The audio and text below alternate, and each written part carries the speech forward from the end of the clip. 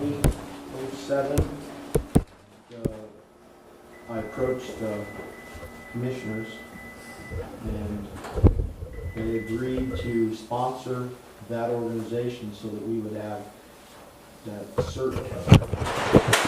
And up until Brad Miller left, he was the signatory, he was the point of contact for that. Every year or every couple of years, I have to go back and re-register the state through FEMA and the state. And so I just wanted to touch base with you and find out, I don't know if you got my email a while back.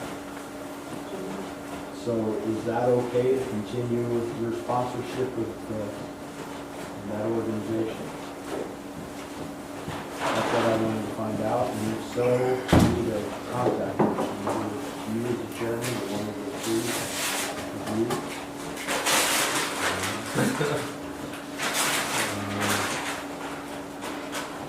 Clues. Yeah, Are those different meetings than what I've been going to? Yeah. we like more meetings. Yeah. Well, it's a organization pretty much on paper. Okay. It's there to exist so that we, and I've talked to the state about it. Hollertown is the state representative for CERT and Community Emergency Response Council. Right. And I've So- got, you gave me a pile Yeah, of stuff. it was basically just, I wanted to, So as you had meeting, it's just a meeting that, not very often. okay, because I don't Basically, we're, know anything that's coming by to say, right. you know, I'm trying to keep up with the other ones, but that Right. was not one that's on the Right. radar. Right. Sam, probably because your SAR team is a duo SAR CERT team, it kind of Right. takes care of the management meetings for CERT, Right, which this council is over, right. right? Pretty much, sort of like we have our bylaws talk about the Search and Rescue Council, which is formed, and that one is overseen by the sheriff and our bylaws, and we have our regular monthly meetings, Right. and so that's kind of where that goes. So that happened. We're a deal, Okay. we're a dual SAR CERT team, one of the few like that in the state. We're actually the very first dual SAR CERT team in the state. And the state actually asked us to rather call it a community emergency response team because we work for the sheriff and do a lot of work out there besides just going out and doing a wilderness lost person, missing person search. We're out doing the fire notifications and everything else. You know, we have staff for emergency. So with that in mind, I just wanted to check with you to see if that would be okay to when I re-register, we're expecting that sometime this month or so. With your permission.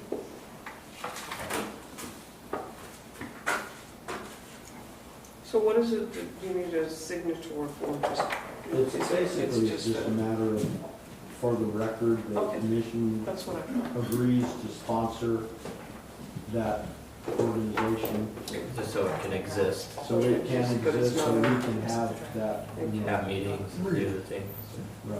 To To be able fulfill to that, perform, right, to be able to do certain Guess it duties, should look like Exactly. those have a ones. right. process. 6 months free.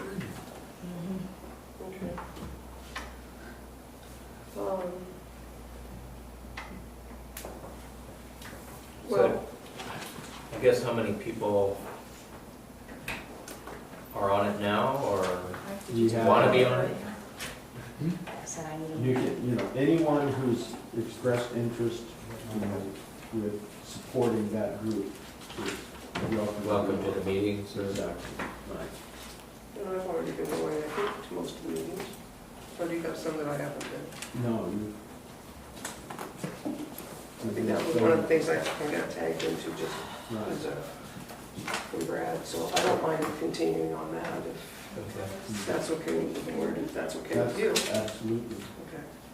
Okay. Very little impact on your time. Yeah. So do we want a motion? I guess I'll make a motion to continue the Citizen Core Council Sponsorship. sponsorship. So say that I'll again. second that.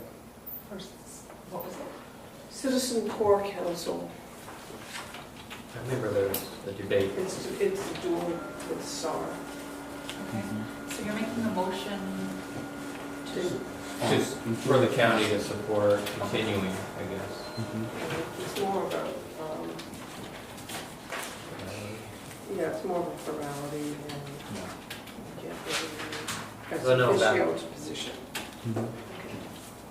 And that's a non-financial support, right? Right, that was one of the deals. I actually wound up getting 2 grants when we first started off. I think it was through, when Greg Palmier was the undersheriff, Right. and he was able to find some money for us, and we were able to buy some, like backpacks and some of the individual equipment.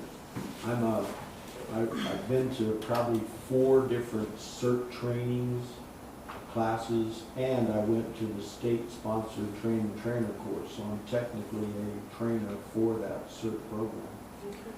And we offer that to anyone, even we've offered that to the Sheriff's Auxiliary to help out if they need to. Okay, so it's been moved and seconded to continue the sponsorship with the Citizens Court Council. Any more discussion? I would just point out that I remember having this discussion probably 2015 with notifications of fire and the differences and trying to define the role of SAR and the different things, and Right. I remember some of those discussions. So there's subtle differences, you know, on what each role is, but given the range of, or the various disasters we've been through in different scenarios, it's nice to have both ability to Absolutely. volunteers. That's something that both Paula Town of the state, she's the state CERT coordinator, Citizen Court Council coordinator, and Chris Long, who is the state SAR coordinator. Right. I've talked to both of those individually and together, and they are fully supportive of us being not just a community emergency response team, but a county emergency response team, which means that we can help the sheriff with Wherever whatever within the county. within the county. Exactly. So it's, Except in Swiftwater. well, we're gonna talk about that. Talked next. about that. Okay. Yeah. Anyway, that's all I add to that. Okay, all those in favor? Aye. Thank you. Thank you, sir. Appreciate all your effort and all the fun we have every year now. It seems like. Well, it's every other year, or every couple of years. So I don't know if we need it in the minutes or not to all continue like it's an ex officio for that, or if we just are gonna be the, I think just leave it the way it is, and then you can decide. I It just can be want- passed along among one of the board members, doesn't have to be the chairman. Right. It just becomes one of our committees. That the Well, bigger that's issue kind of is. what it already It is. wasn't the chair last year, it was just I inherited it. Right. Yeah. So, okay, Okay. sounds good. Okay, the second thing was talking about what we just went through with the flood. Whether it was you and your budget or the sheriff's budget was impacted negatively, you might say, with paying for the Spokane Swiftwater team. When they came up, there was all kinds of expenses they expected to get paid. And they said that they would, expect a bill, or just sent, they were gonna send a bill and all that stuff. I know they spent a lot of money on that. In the process of, we supported the sheriff's office and that Spokane Swiftwater team to discover later that we could have done everything they did. They we really could have. Talon Venturo, Sergeant Venturo, went out with them, and we were supporting them from, communications and everything else. When he got back, he said, There's nothing they did that as a Swiftwater team that we couldn't do as a non-Swiftwater team. They were never in Swiftwater. They They didn't walked, get their jet skis going? they didn't. They walked, you know, they walked So fun. the customs road, and they were leading the vehicles Right. through the water. And basically what we're, you know, I talked to Sheriff Maycomber last week, and we discussed the idea of creating some, you know, call it standard operating procedures, how we would operate in the same conditions. Because being a Swiftwater team takes a lot of training. You have to pay for that training. You have to have more than 2 or 3 people. Needs to be probably a good 6 or more people involved. Plus it takes, you have to stay current, and you have to buy a bunch of equipment and everything to be that. I was looking into what we could use, and I shared that with the sheriff, and he is supporting the idea that we have, I looked at it's a Zodiac, it's called, you know what a Zodiac is, a U-shaped, you know, inflatable type, Right. heavy duty, I like the Navy SEALs.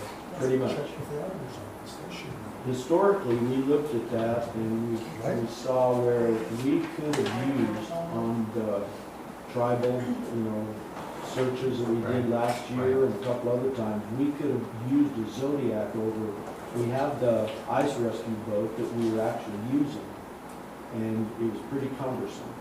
Having a Zodiac would have worked a lot better. Like, in the discussion about that, Chief John Foster, there, was telling me that he has a Zodiac, a motor, and a trailer that he'd sell to us for $2,500. The Zodiac itself, if I just went and bought one, it would be $3,600 plus tax, so close to $4,000 just for the boat, without the motor, without the trailer.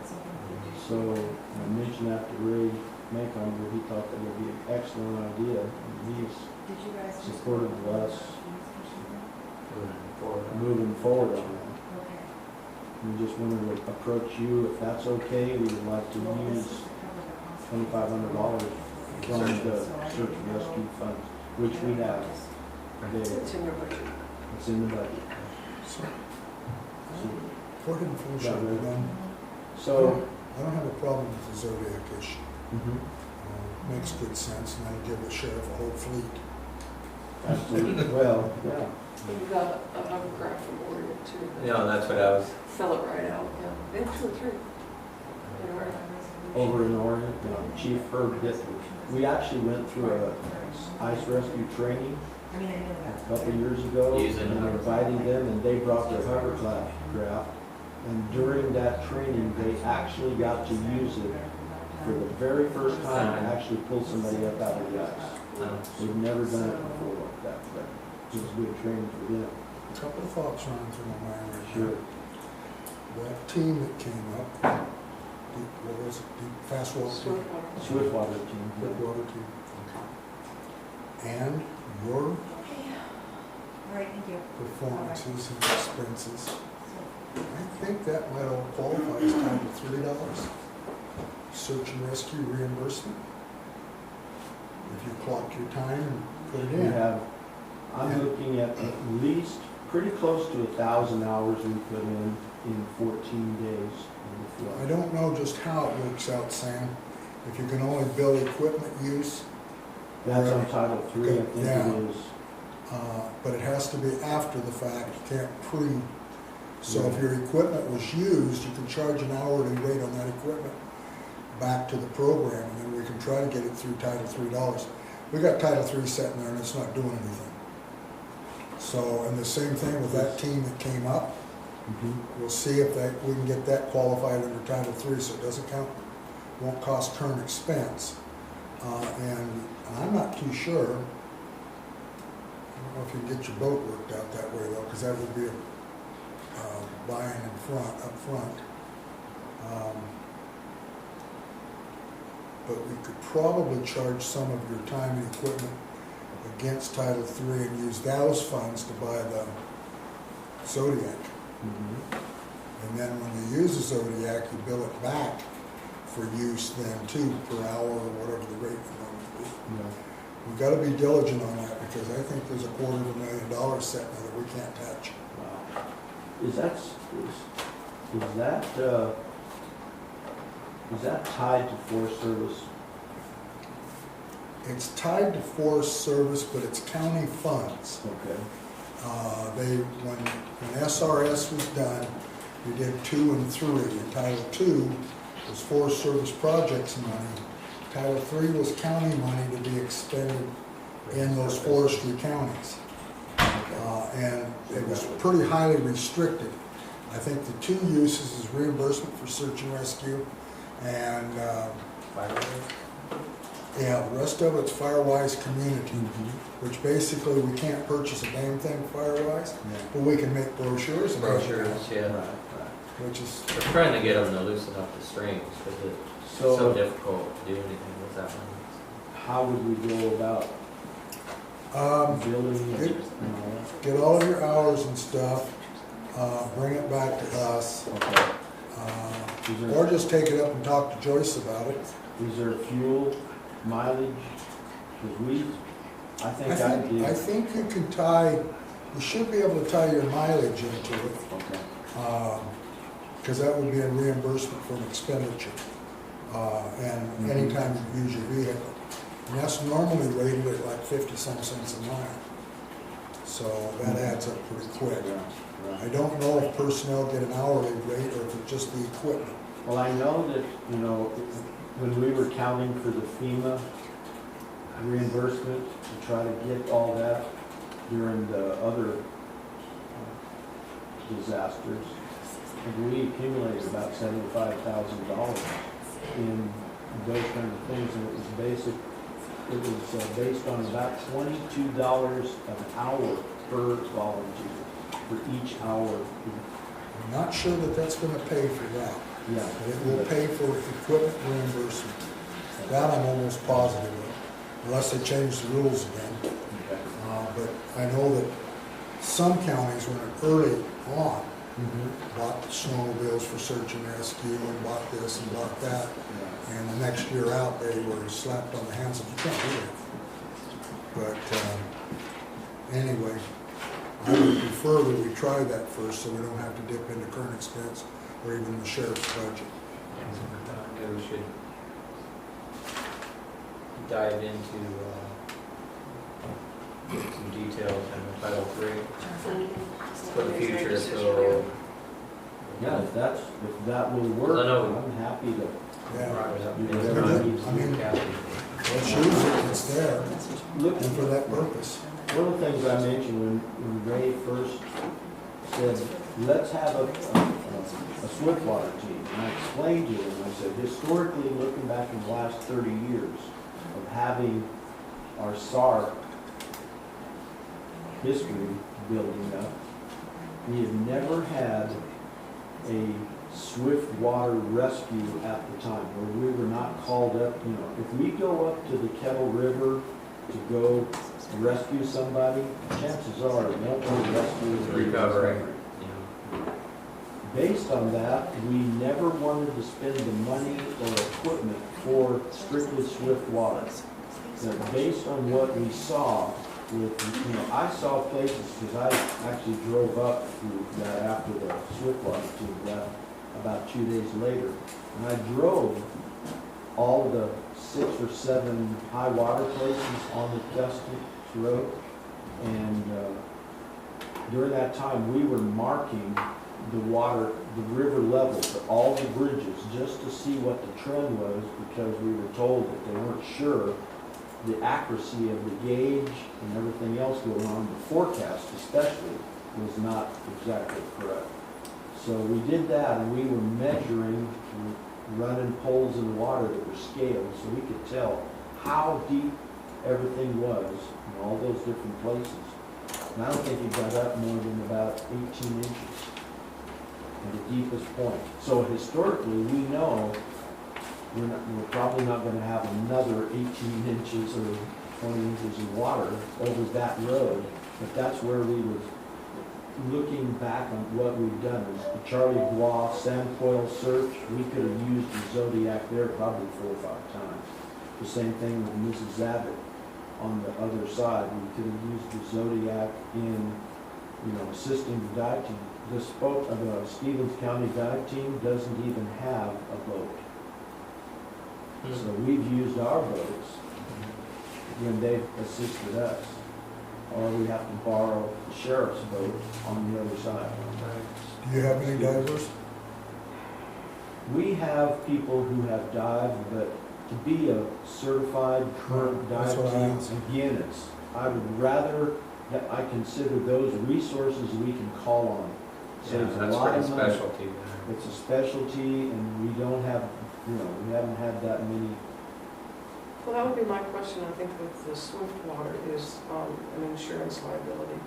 Is if somebody, maybe what they did you could have done, but there might be an insurance liability in regards to certification, that they were there and they had That's that why, capability yeah. in case they needed it, which, I understand, not the training and the cost and everything, but that would be my concern with it, is the liability if you had somebody that didn't have the certification that did something. We would, that's something that, Sheriff Maycomber and I talked about.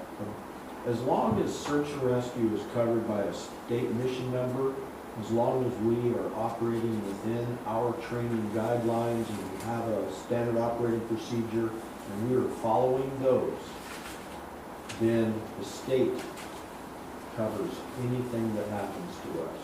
So the county has never had a claim on anything we've done. As long as you follow the rules As and long, everything. and that's the one thing, that and being a military man, I'm gonna follow the rules, And so that's one of the things we're working on right now. There's a definition of swift water. If there was a time where, that's one of the things we'd be doing is, like, especially on the Customs Road, I noticed that there were places where the water was actually moving to the north, opposite the swift water current, because they were in eddies. And so there wasn't technically swift water where they were going. So we would call it a slow, low water team. You won't go past 3.5 feet or whatever, depends on the size of a person's team's chest. We'd assess the water, the speed, the depth, and, if it's classified swift water, we're not going there. And that's where that would, would be covered. And,